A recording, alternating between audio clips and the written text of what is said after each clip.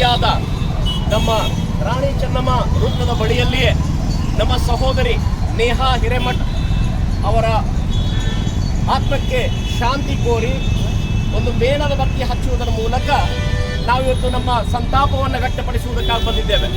ಆದರೆ ಅದೇ ಸಮಯದಲ್ಲಿ ಈಗಾಗಲೇ ನಾವು ಪೋಸ್ಟರ್ನಲ್ಲಿ ಹಿಡಿದಿರುವಂತಹ ಎಲ್ಲ ನನ್ನ ಸಹೋದರಿಯರು ಇದೇ ಒಂದು ವರ್ಷದಲ್ಲಿ, ಕಳೆದ ತಿಂಗಳಿನಲ್ಲಿ, ಕಳೆದ ವಾರದಲ್ಲಿ ಅನೇಕರು ಈ ಒಂದು ಕೊಲೆಗೆ ಈಡಾಗಿ ಹೀನವಾದಂಥ ಕ್ರೌರ್ಯಕ್ಕೆ ಬಲಿಯಾಗಿ ಜೀವವನ್ನು ಕೊಟ್ಟಿದ್ದಾರೆ. ಇವತ್ತು ನಾವು ಅದನ್ನು ನೋಡೋದಾದರೆ ಬಹಳ ವಿಷಾದ ಆಗ್ತದ್ರಿ. ಯವನಸ್ಥರು ಯಾವ ಮಟ್ಟಕ್ಕೆ ಹೋಗ್ತಾ ಇದ್ದಾರೆ, ಮನುಷ್ಯನನ್ನು ಕೊಲ್ಲುವಂಥದ್ದು ಇದು ನಿಜವಾಗಲೂ ಮೃಗ ಕೃತ್ಯ ಅಂತ ಹೇಳ್ತೀವಿ. ಘೋರವಾದ ಶಿಕ್ಷೆ ಅವರಿಗೆ ಆಗಲೇಬೇಕಂತವರಿಗೆ. ಅದಕ್ಕಾಗಿ ಇವತ್ತು ನಾವು ಬಂದಿದ್ದು ಮುಂಜಾನೆ ರಾಷ್ಟ್ರಪತಿಗಳಿಗೆ, ರಾಜ್ಯಪಾಲರಿಗೆ ನಾವು ಮನವಿ ಮಾಡಿದ್ವಿ ನಮ್ಮ ಪಕ್ಷದ ಪರವಾಗಿ. ಏನಂದ್ರೆ ಇದಕ್ಕೋಸ್ಕರವೇ ಇಂಥ ಘಟನೆಗಳಾಗುವಾಗ, ಸಾರ್ವಜನಿಕವಾಗಿ ಜನರನ್ನ ಬಗ್ಗೋಲಿ ಮಾಡುವಾಗ ಭಯಾನಕ ವಾತಾವರಣ ಉಂಟಾಗ್ತದೆ.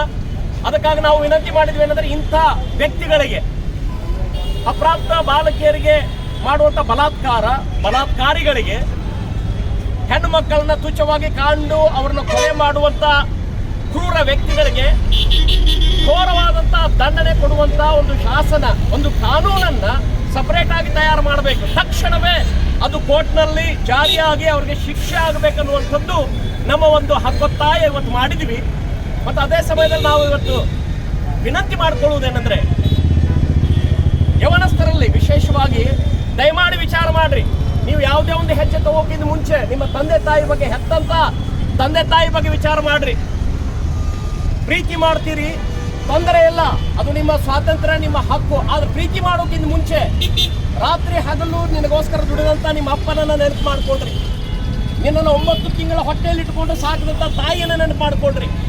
ನಿಮಗೆ ವಿದ್ಯಾ ಬುದ್ಧಿಯನ್ನು ಕೊಡುವುದಕ್ಕಾಗಿ ನಿನ್ನ ತಂದೆ ತನ್ನನ್ನು ತಾನೇ ಇಡದೆ ಜೀವನ ಪರ್ಯಂತ ಜೀತದಾನದಂತೆ ದುಡಿದು ನಿನಗೆ ಫೀಸ್ ಕಟ್ಟಿ ನಿನ್ನನ್ನು ಉತ್ತಮವಾದಂಥ ಭವಿಷ್ಯತ್ ಕೊಡಬೇಕಂತ ಅವನ್ನೆಲ್ಲ ಪ್ರಯತ್ನ ಪಡ್ತಾನೆ. ತಾಯಿ ಕನಸು ಕಾಣ್ತಿರ್ತಾಳೆ, ನಾಳೆ ನನ್ನ ಮಗ ಉತ್ತಮವಾದಂಥ ಅಧಿಕಾರಿ ಆಗ್ತಾನೆ, ನನ್ನ ಮಗಳು ಉತ್ತಮವಾದಂಥ ಶಿಕ್ಷಣ ಹೊಂದಿ ಉನ್ನತ ಹುದ್ದೆಗೆ ಬರ್ತಾಳ, ಮದುವೆ ಆಗ್ತಾಳ, ಮಕ್ಕಳನ್ನ ಮಾಡ್ಕೊಂತಾಳ, ನಮ್ಮ ಮೊಮ್ಮಕ್ಕಳನ್ನ ಕೊಡ್ತಾಳಂತ ಅವ್ರು ಕನಸು ಕಾಣತಿರ್ತಾರ. ಆದ್ರೆ ನೀವು ಇಂಥ ದುಷ್ಟ ಸಂಗತಿಗಳಿಗೆ ಬಲಿಯಾಗಿ, ಮಾನಸಿಕವಾಗಿ ಖಿನ್ನತೆಗೆ ಒಳಗಾಗಿ, ತಂದೆ ತಾಯಿಯ ಕನಸುಗಳನ್ನು ನುಚ್ಚುನೂರು ಮಾಡಿ ನಿಮ್ಮ ಭವಿಷ್ಯತ್ತಿಗೆ ನೀವೇ ಕಲ್ಲು ಹಾಕೊಂಡು ಇಂಥ ಅಪರಾಧದ ಹೀನಾಯ ಕೃತ್ಯಕ್ಕೆ ಕೈ ಹಾಕ್ತೀರಿ.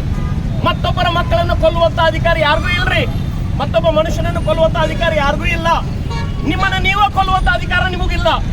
ದಯಮಾಡಿ ನಾವು ಈ ವೇದಿಕೆ ಮೂಲಕ ಈ ಒಂದು ಸಾಯಂಕಾಲ ಕೈ ಮುಗಿದು ಕೇಳ್ಕೊಳ್ತೀವಿ ಎಲ್ಲ ಪಕ್ಷದವರು. ಇವತ್ತು ನೀವು ವಿಚಾರ ಮಾಡ್ರಿ, ನಿಮ್ಮ ಮನಸ್ಸಿನ ಬಲ, ಅದನ್ನು ವಿಚಾರ ಶಕ್ತಿ ಉಪಯೋಗಿಸ್ರಿ. ಸುಮ್ಮನೆ ಯಾವುದೋ ಒಂದು ಕಾರಣಕ್ಕೆ ಮಾಡಿ. ಈಗ ಆ ವ್ಯಕ್ತಿಯನ್ನು ನೋಡ್ತೀವಿ, ಬಂದ ಕಾಲೇಜಿನಲ್ಲೇ ಹಾಡು ಹಗಲೇ ಆ ಮಗಳನ್ನು ಕೊಲ್ತಾ ಇದ್ದಾನೆ.